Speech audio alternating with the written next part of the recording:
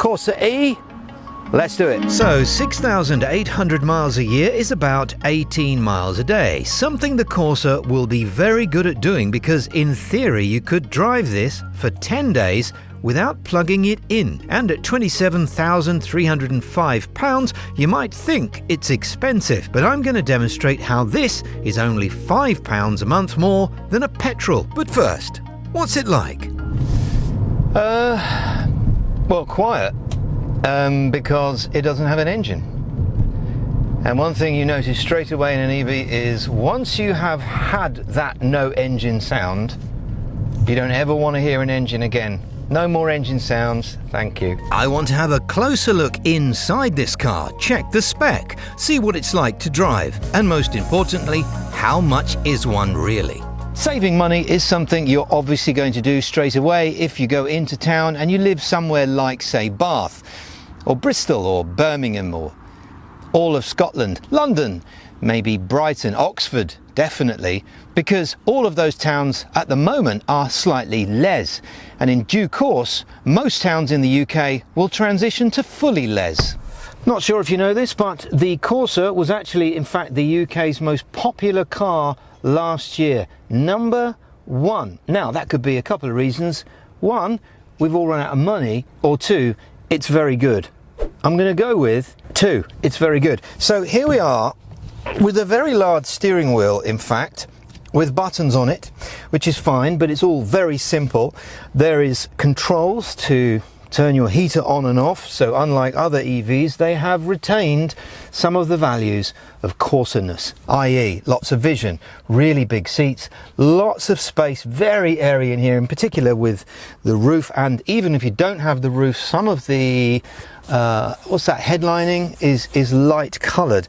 Apple CarPlay, of course, and Android Auto, but even if you don't want to be faffing around plugging your phone in with the single USB down there, then you can, oh, there's a little cubby hole.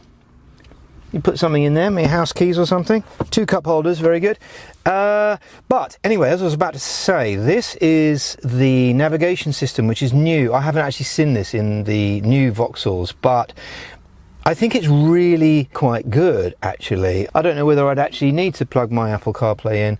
One thing's very nice is you can see it's very clearly marked where all the charging stations are, so you don't need to go onto an app, you just have a look on your screens. Pretty good. Stereo's okay. You've got little tweeters up here which are actually angled to you. Do you know what? It's better than average. It's not dreadful. And everything else is, well, it's a Corsa. Apart from this, which is the binnacle instrument cluster, which has now won my award for the most basic instrument cluster in a car. I think even a bicycle has a more complicated no, it's all. What else do you need? Of course, the Corsa has always been associated with being a small car, and it is still a small car, except that it also isn't, because there's so much space in here. This way, and probably this way as well. And the first thing you notice when you sit in the driving seat is actually how much room there is in this passenger footwell. You could almost get your buggy in here or your shopping, and that's it. In terms of the seats, I like cloth. I've always been a fan of cloth. You've got this kind of plastic area with some stitching, and if you go for the elite version, then these side bits do become leather, but that's about as luxurious as it gets. This boot is actually not a bad size. You will get your shopping in there. You've got 60/40 seats which go down if you need to go to IKEA, and this is where your charging cables will live, although that is the first and last time you'll ever see them in there, because they'll just be thrown in the boot. Or you could get a boot box. You know, it's a very popular thing for my mother, for example. She's got a boot box, in it a blanket, right, RAC map. She's got nav, just needs an RAC map. Flask, what else? Antifreeze. Miles per kilowatt hour are also something important to discuss. That's like MPG. This does 4.9 miles per kilowatt hour. Here at Shell at 50 kilowatt, I was charged 49p per kilowatt hour. In Brighton, conversely, a fast charge is only 27p. Using the higher prices, the Corsa E in theory costs 10p a mile when not charging at home. At least, that's the theory. In my experience, there's also a ton of more complicated variables. Yeah, On to something I do understand though, the driving. And this is where it gets surprisingly good, because this has the equivalent of 136 horsepower, 0 to 60 about 7.8 seconds. Now compare that to the original or the old school 1.2 Corsa that has 69 horsepower. This is 85% faster. That is progress. And of course, all the power is instantly available at all times. Just instantly electric, lovely. Very much like a bumper car. It's nothing like a bumper car, don't say that. Next is road noise, which can be a bit of an issue in some EVs. In particular, I don't want to bash the Tesla Model 3, but the last time I had a go in one, it was quite loud on the dual carriageway. Not so bad around town, but I thought to myself, wow, this is a really expensive car. And, you know, it's a really obvious thing to try and fix. BMW have fixed that in the iX, and it's probably the quietest EV on the road. But it is £100 million. Onto this car, what do we think? Well, I have found a little bit of new tarmac so that you can have a listen, if you're wearing headphones, to the sound of the tyres.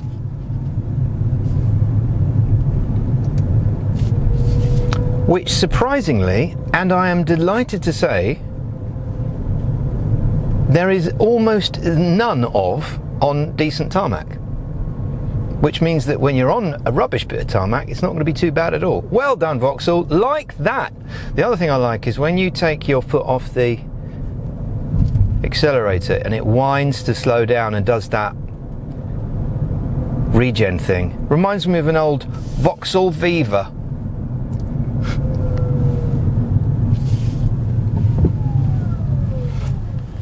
Cute, isn't it? If you want the one with the twin coloured roof, you'll need to get the Griffin version. This though, and some of the other higher spec models, have this amazing pan roof, which is very large, doesn't open, but lots of light. Right, in terms of cost, this is the sort of money you'll expect to pay per month for one of these on Leasing.com. Of course, leasing's very much like PCP. At the end though, there's nothing to worry about. You just give the car back. That's it, end of story. I did do an insurance quote for a random female friend of mine. £316 a year it was to insure the Corsa E, and £254 to insure a normal Corsa. So in percentage terms then, in terms of monthly, the Corsa E is 37% more expensive than a normal Corsa and 25% more to insure. There is a but though. A petrol Corsa will do around 50 miles to the gallon. So across 222 miles, the electric range of the Corsa E, you'll pay £36.68 in fuel at today's price. But to charge, it will only cost you £8 at home from today's price, which makes this 77% cheaper. This will need servicing after the first 8,000 miles, and then not for a long time after that. Vauxhall do a service pack, which is about £12 a month, £19 a month for the diesel or the petrol, which actually does bring me on now to the very complicated and highly surprising money bit. Over 48 months, 20,000 miles, your total lease payments on this would be £13,790. Insurance costs on my quote, £1,264 for the 4 years. You might spend an average of £720 in electric, £576 in servicing across the term. This totals £16,350, which, divided by 48 months, becomes a true monthly cost of £340. Comparatively, the petrol version will cost £10,451 over the same term and the same miles. Insurance, £1,016, and in fuel, £3,742 until they put it up again. Servicing, £912. That comes to £16,121, or a monthly of £335 of true costs. You see? So the electric one seems to only be, in real terms, £5 a month more. This car does have a 360 camera and a reverse camera, which you will see Although I'm not sure what that is. There's a bit of greyed out stuff and it's weird. I don't know. I'm not going to complain too much. Anyway, there you go. Very light. That brings me on to my top 3. Steering is brilliant. Now, call me ridiculous, but if you give me a car that has steering that's light, I suddenly then think I'm driving something luxurious and expensive, even if it isn't. So that's my number 1, steering. Number 2, I'm going to say looks. I think this is a great looking car. I think it's the best looking Corsa they've ever done, and I've always thought the Corsa was quite a cool little car anyway, but now it's not so much little, it's almost astracized now. Not ostracized, astracized. And number 3, quietness. I think this is a commendably quiet EV, which is highly surprising, and I'm delighted about that. So thank you very much for watching. We will see you hopefully on the next one.